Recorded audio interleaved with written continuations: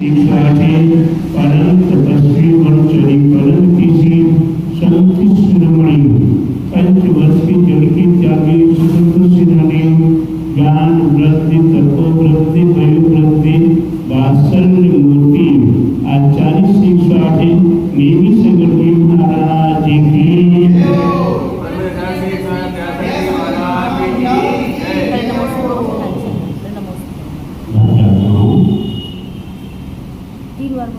आज हम अपने आत्मा को परमात्मा बनाने के लिए निरंतर विचार करते हैं कि हमारी आत्मा कब परमात्मा बने। हमारी आत्मा को परमात्मा बनाने से पहले हमें अपनी आत्मा को खोजना पड़ेगा। हमारी आत्मा कहाँ छिपी हुई है, उस व्यक्ति कार्यों को निकालने के लिए बाह्य शुद्धियाँ, बाह्य कार्य जो हमारे आत्मा पर आवरण है उनको अलग करना, उनको दूर करना और अपने आत्मा को शुद्ध करने का प्रयास करना। क्रम से 9 काल की शुद्धियाँ बताई गई हैं। 9 काल की शुद्धियाँ द्रव्य शुद्धि, क्षीण शुद्धि, काल शुद्धि, भाव शुद्धि, मन शुद्धि, वचन शुद्धि, काया शुद्धि, विनय शुद्धि और आश्रय शुद्धि। इन 9 काल की शुद्धियाँ हैं। आज आपके सामने प्रसंग आ रहा है विनय शुद्धि का। आज तक हमारी गाड़ी अभिनय से चल रही है। हम ना भगवान की, ना गुरु की, ना जुर्मानी की, ना अपने से बड़ों की विनय करना हमने आज तक सीखा ही नहीं। हमारे आचार्य ने विनय के संबंध में कहा है कि हम अज्ञात्माओं को दर्शन विनय, ज्ञान विनय, चैत्य विनय, तप विनय और व्यवहार विनय, इस बात से विनय का वर्णन किया हुआ है। दर्शन विनय, जिन भव्यात्माओं ने सम्यक दर्शन को प्राप्त किया है उनकी हमें विनय करना। आज सम्यक दर्शन के विषय में विचार किया जाए तो सम्यक दर्शन चारों गतियों की जीवों को प्राप्त हो सकता है। नारकी जीवों को भी सम्यक की प्राप्ति हो सकती है।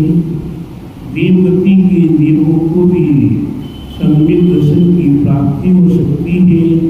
तेज गति के जीवों को भी सम्यक दर्शन की प्राप्ति हो सकती है। और मनुष्य की तो कहना ही क्या है, मनुष्य को तो सम्यक दर्शन, सम्यक ज्ञान और सम्यक चैत्य की प्राप्ति हो सकती है। अब चारों गतियों में जब सम्यक की प्राप्ति हो सकती है तो हमारे पूर्व आचार्यों ने इतने अच्छे रूप में हम भक्तों को दर्शन की विनय करने की कला बताई है। आपके लिए त्रिकाल 24 क्या त्रिकाल 24 में छोटी सी बात से नहीं जा रहा, जो सीधी डायरेक्ट बात बता रहा हूँ। त्रिकाल 24 में भूतकाल की तीर्थंकर 19 जिन्हें हमने देखा नहीं है। आज पंचम काल, इससे पहले चतुर्थ काल था और उससे और पहले चतुर्थ काल रहा। चतुर्थ काल में हमारे भूतकाल के तीर्थंकर हुए थे। उन तीर्थंकरों की भी विनय करना हमारे आचार्य ने कहा है और उनके नाम भी उल्लेखनीय है और उनकी मूर्तियाँ भी आज भी जगह जगह पर विराजमान हैं। तो त्रिकाल 24 में भूतकाल की 24 विराजमान है। वर्तमान काल के तीर्थंकरों के नाम हमें प्राप्त होते हैं और वर्तमान काल की मूर्तियाँ भी प्राप्त होती हैं। वर्तमान काल के तीर्थंकरों के जीवन चरित्र भी हमें प्राप्त हुआ करते हैं।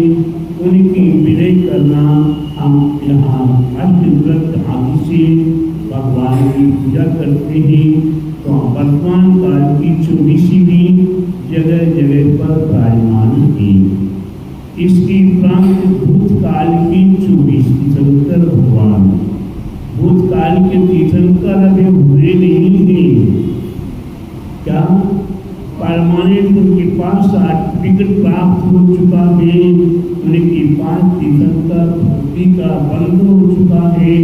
और हमारे आचार्यों ने, पूरे हमारे नीतिकारों ने हमें उनके नाम भी बता दिए हैं और कौन कौन से तीर्थंकर वर्तमान में कहाँ कहाँ पर है। तो ऐसे 24 तीर्थंकरों में से कुछ तीर्थंकर नरक गति में भी है और कुछ तीर्थंकर स्वर्ग में भी है। और वही अगली जैसी 24 आएगी, अगला चतुर्थ काल आएगा। अभी तो पंचम काल चल रहा है, फिर छठम काल आएगा, फिर छठम काल आएगा, फिर पंचम काल आएगा, उसके उपरांत चतुर्थ काल आएगा। उस चतुर्थ काल में वह नरक में रहने वाले और देवगति में रहने वाले जीव वह भी तीर्थंकर बनेंगे। तो हमारे लिए नारी के नरक में रहते हुए भी उनके पास सम्यक्त मौजूद है, देवगति में भी रहते हुए सम्यक्त मौजूद है। और ना जाने किस किस नारकी को और किस किसी किन किन देवों को सम्यक्त की प्राप्ति है। नारकी जीव तो समुद्र में नहीं पहुँचती है, लेकिन आज विदेश क्षेत्र में विद्यमान तीर्थंकर प्रभु विराजमान हैं। ऐसे विदेश क्षेत्र में विद्यमान तीर्थंकर प्रभु की समुद्र की रचना कौन किया करते हैं? अमोरा किया करते हैं, देवों द्वारा हुआ करते हैं। और देवों के द्वारा रचित वो समुद्र और उसमें 12 सभाओं में 8 सभाएं देवों की होती है, देवांगनाओं की होती है। चतुर्निका देवों की 4 सभा, चतुर्निका देवांगनाओं की 4 सभा। कितने जीव महादेव गति से समुद्र में आते हैं और समुद्र में पहुंचने वाले जितने जीव हुआ करते हैं, समुद्र में जितने जीव पहुंचते हैं वह लगभग ये कहा जाता है कि सम्यक्त के बिगड़ समुद्र में पहुंचना संभव नहीं है। जिनको सम्यक्त की प्राप्ति हुआ करती है वही जीव समुद्र में पहुंचते हैं। तो जितने देव पहुँचे वहाँ वह नियम से सम्यक्त के अधिकारी हैं और सम्यक्त उनके पास प्राप्त है।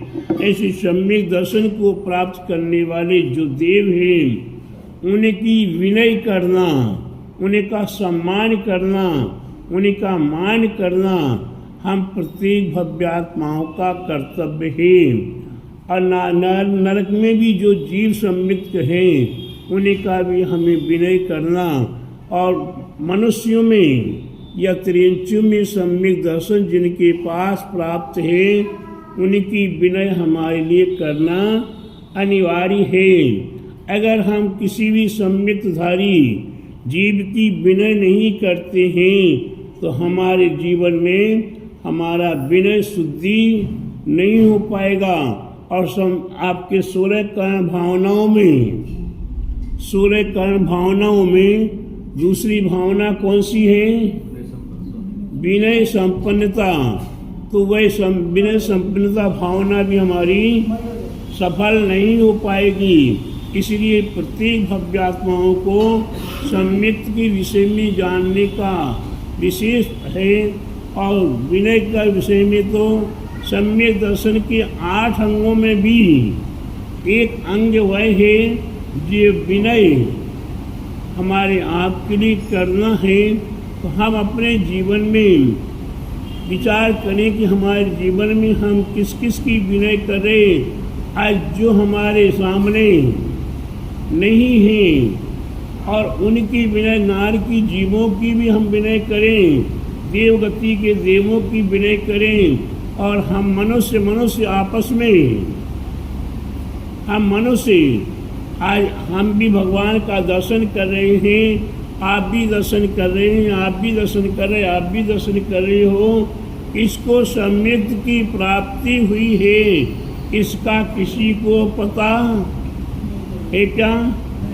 किसको सम्यक दर्शन नहीं है, ये किसी को पता है? नहीं है। तो हमें बाह्य क्रियाओं से जानने का प्रयास करना है कि कौन देवसाद गुरु की भक्ति कर रहा है, देवसाद गुरु की विनय कर रहा है। तो नीतिकारों ने, आगमकारों ने कहा है, आचार्यों ने कहा है कि जो जिनेन्द्र भगवान का दर्शन करता है, जिन बिंब दर्शन में सम्यक दर्शन कारण भवतु, ये जिनेन्द्र भगवान का दर्शन करता है, उसे सम्यक दर्शन की प्राप्ति का कारण बताया है गुरु उपदेश। सम्यक दर्शन की प्राप्ति का कारण बताया है। तो यहाँ जितने भव्य आत्मा बैठे वे सभी क्या कर रहे हैं? गुरु उपदेश को सुनने के लिए तैयार हैं। तो अपने गुरु उपदेश को सुनने वाले, उन्हें भी सम्यक की प्राप्ति का कारण है। और जो सच्ची श्रद्धा देवसाद गुरु पे रखे हुए हैं, उन्हें भी सम्यक दर्शन की प्राप्ति का कारण है। तो आज यहाँ जितने भव्य आत्मा बैठे हुए हैं वे सम्यक के अधिकारी हैं। और मैं कहूँगा कि आपको सम्यक की प्राप्ति है, ऐसा मान ले, इसमें कोई गुनाह नहीं है। लेकिन सम्यक दर्शन की प्राप्ति हुई, अब हमारे आपका एक दूसरे के प्रति क्या करना चाहिए? एक दूसरे के प्रति हमें विनय भाव करना चाहिए। हम अपने जिनेन्द्र भगवान की भक्ति में, देवसाद गुरु की भक्ति में, हम अपने आप को ना बड़ा माने, ना छोटा माने, ना हीन माने, ना अधिक माने, ना गरीब माने, ना अमीर माने। जिसके पास सम्यक की प्राप्ति है और उसके पास सुबह के खाने को तो शाम को नहीं, और शाम को खाने को सुबह नहीं है, लेकिन उसके पास सम्यक है, वह सबसे बड़ा महान है। और जिसके पास अपार वैभव है, संपत्ति है, और उसे जिनेन्द्र भगवान के दर्शन करने की भावना ही नहीं है, तो उसके पास सम्यक नहीं है। तो संपत्ति से बड़ा नहीं होता है, उम्र से बड़ा नहीं होता है, यहाँ सम्यक से बहुत बड़ा हुआ करता है। उसकी विनय करना हमारे आपका परम कर्तव्य है। और जिसने सम्यकधारी जीवों की विनय की है, उसके जीवन में अवश्य सम्यक दर्शन की प्राप्ति का कारण बनेगा। और अपने आप ही वे महान होकर क्रमशः धीरे धीरे जिसके पास सम्यक दर्शन प्राप्त होता है, उसको एक पद सम्यक दर्शन की भी, सम्यक ज्ञान की भी प्राप्ति हुआ करती है। इसीलिए हमने देखा है, अनुभव किया है। यहाँ की बात तो नहीं कह सकते, यहाँ तो पहली बार चातुर्मास कर रहा हूँ, लेकिन यहाँ चातुर्मास किया है। आसाम, नागालैंड आदि में हमने देखा कि अगर कोई उपवास करता है तो उस उपवास करने वाले से बड़े व्यक्ति, बड़े उम्रदार व्यक्ति भी, भैया जय जिनेन्द्र, बहन जी जय जिनेन्द्र, एक दूसरे की विनय करने में इतने सक्षम रहते हैं कि हमें ये मौका मिला है, तो हम अपने जीवन में सम्यकधारी जीवों की जितनी अधिक विनय करेंगे, उतना ही हमारे जीवन में हमें सफलता और उन्नति अवश्य प्राप्त होगी। और हमारे सम्यक दर्शन का विनय अवश्य हो जाएगा। इसलिए प्रत्येक भव्यात्माएं सम्यक दर्शन के विषय में जानने का प्रयास करें। ये सम्यक दर्शन का धारी है वह कभी जिनेंद्र भगवान से कुछ शंका नहीं करेगा, अपने देवसाद गुरु में शंका नहीं करेगा। और जो सम्यक का धारी है वह कभी जिनेंद्र भगवान से या अपने देवसाद गुरु से कुछ याचना नहीं करेगा, कुछ मांगेगा नहीं। वही देवसाद गुरु में किसी भी प्रकार की गिलानी नहीं करेगा। यानी कि 8 जो अंग हैं उन 8 अंगों की पूर्णता विनय करेगा और उसमें दोष ना लगने पाए। आज उपभुवन अंगे सम्यक दर्शन का 5वां अंग है उपभुवन अंगे।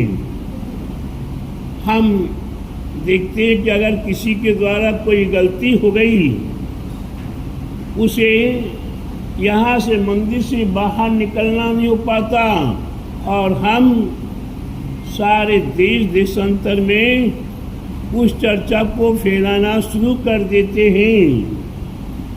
तो ये सम्यक दर्शन का उपभुवन अंगे नहीं हुआ।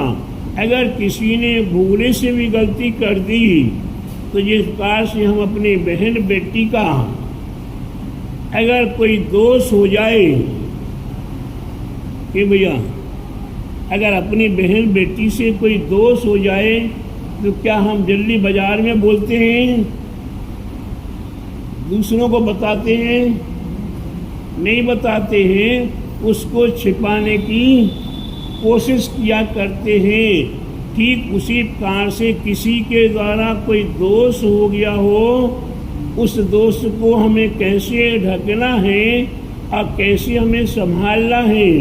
और आप दोष होने पर भी बहन बेटी को संभालते हुए भी उसके दोषों का निवारण करने का प्रयास करते हैं। ये नहीं कि दोष देखा ढक लिया। घर में जो बच्चे होते थे, आजकल के बच्चे की तो पता नहीं है क्या परंपरा है। जब पुराने समय में कभी देखा था कि कोई बच्चे ने अचानक कहीं भी लेटरिन कर दी, गंदगी कर दी, तो तत्काल ही राख लेकर मिट्टी लेकर उस लेटरिन के ऊपर ढक दिया करते थे कि उसकी बदबू, उसकी गंदगी किसी को दिखाई न दे। और समय पाकर उस गंदगी को साफ भी कर दिया करते थे। तो इस प्रकार से हमारे आपके लिए अगर किसी का दोष देख रहा हो तो हमें उसे ढकने का प्रयास करना चाहिए। तभी सम्यक दर्शन के 8 अंगों में से वह उपभुवन अंग होगा। हमें नहीं कहते कि मेरे द्वारा कोई गलती नहीं होती। हो सकता कि हमारे द्वारा भी कोई गलती होती हो। अगर हमने कहीं से भूल से भी कोई गलती कर ली तो उस गलती को क्या करना चाहिए आप लोगों को? क्या करना चाहिए? गलती को छिपाना चाहिए कि गलती को हमें पता ही नहीं है कि गलती हुई कि नहीं हुई, और तत्काल फोन देश देशांतर में करना शुरू कर दिया। तो प्यारे बंधु, हमारी गलती होगी, हमें तो सुधारने का मौका अभी नहीं, आज नहीं, कल नहीं, परसों मिल जाएगा। लेकिन आपने जो गलती पे गलती कर ली और आपने उसे दुनिया में गलती का प्रचार प्रसार करना शुरू कर दिया, वह आपके सम्यक को नियम से नष्ट करने में कारण बन जाएगा। इसलिए आप अपने सम्यक को संभालने का प्रयास करो और दोष न लगने पाए उसके उपरांत स्थितिकरण कोई अपने नियम से, व्रत से, संयम से चित हो रहा है, उसे कैसे संभालना है और उसे संभाल कर यथास्थान उसे स्थापित करना चाहिए। मेरे पास कई व्यक्ति आते हैं, महाराज जी हमने फलाने महाराज जी से नियम लिया था, अब उसका पालन हम नहीं कर पा रहे हैं, तो आप उसे हमारे लिए सेटलमेंट करके कुछ बता दो। मैं सीधा कहता हूँ भैया किसी साधु से नियम लिया और बढ़ाने की अगर आवश्यकता है तो बढ़ाने का प्रयास करो। संजीव जी ने सुबह सागर जी से 2 प्रतिमा ले ली। मैं संजीव से रोज कहता हूँ, समय समय में कहता हूँ भैया आप जल्दी जल्दी पीछे ले लो। कभी आपने 6 साल का संकल्प लिया था, वो संकल्प आपका पूरा न होने पाए, उससे पहले जल्दी दिगंबरी दीक्षा ले लो। मैं नहीं कहता हूँ कि नहीं भैया मत लो, जल्दी जल्दी व्रत लो और आगे बढ़ो। तो उसी प्रकार से आगे बढ़ाने के लिए प्रयास करना है, नीचे गिरने के लिए कोशिश नहीं करनी है। उसी प्रकार से वात्सल्य भावना, धर्म प्रभावना भावना, ये हमारे सम्यक दर्शन के 8 अंग हैं। इन 8 अंगों सहित हम एक दूसरे की विनय करना शुरू करेंगे और विनय गुण को पालन करेंगे तो हमारा सम्यक दर्शन का, हमारी विनय शुद्धि में पहला है सम्यक दर्शन की विनय। तो सम्यक दर्शन की विनय हमें करनी है और जो देवसाद गुरु की भक्ति आदि आदि कर रहा है, गुरु सेवा कर रहा है, उनकी भी विनय हमें अवश्य करना चाहिए। अन्यथा होता है कि ये विनय हमारी विनय कर रहे हैं, इनको जलन हो रही है, ये कैसे दूर हों, आपस में एक दूसरे को तोड़ने फोड़ने का काम है या समाज में पक्षपात का काम है। ये बुंदेलखंडी है, खंडेलवाल है, ये अग्रवाल है, ये पल्लीवाल है, पोलवाल है। हम ऐसे पक्षपातों को लेकर हम इनके कार्यक्रम में सम्मिलित नहीं होंगे, हम इनके कार्यक्रम में सम्मिलित नहीं होंगे, हम इनके कार्यक्रम में सम्मिलित नहीं होंगे।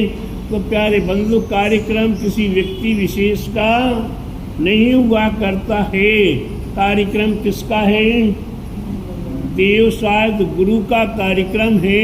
ऐसे देवसाद गुरु के कार्यक्रम में हम अवश्य सहभागी बनकर अपने सम्यक को पवित्र करने का प्रयास करें। वही हमारे जीवन का सार है, वही हमारे जीवन की महानता है और वही हमारे जीवन में विनय शुद्धि में ये सम्यक दर्शन कारण है। तो प्यारे बंधु, अपने सम्यक की विनय करते हुए अपने आत्मा की शुद्धि करें, अपने विनय करने का प्रयास करें। बोले महावीर भगवान की जय, बोले द्वादशांग जीन वाणी माता की जय, बोले आचार्य गुरुवर 108 परम तपस्वी ब्रह्मचारी परम हितैषी संत शिरोमणि 5 वर्ष के जल के त्यागी स्वतंत्र सेनानी ज्ञान वृद्धि तपो वृद्धि वयो वृद्धि वात्सल्य मूर्ति आचार्य श्री 108 नेमी सागर जी महाराज की जय।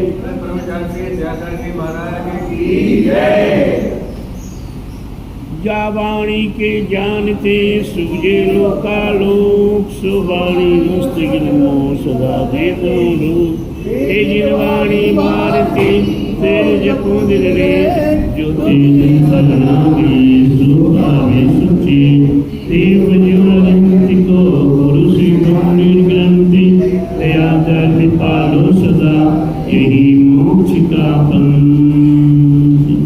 सभी लोग आत्मा का नाम कथन करेंगे।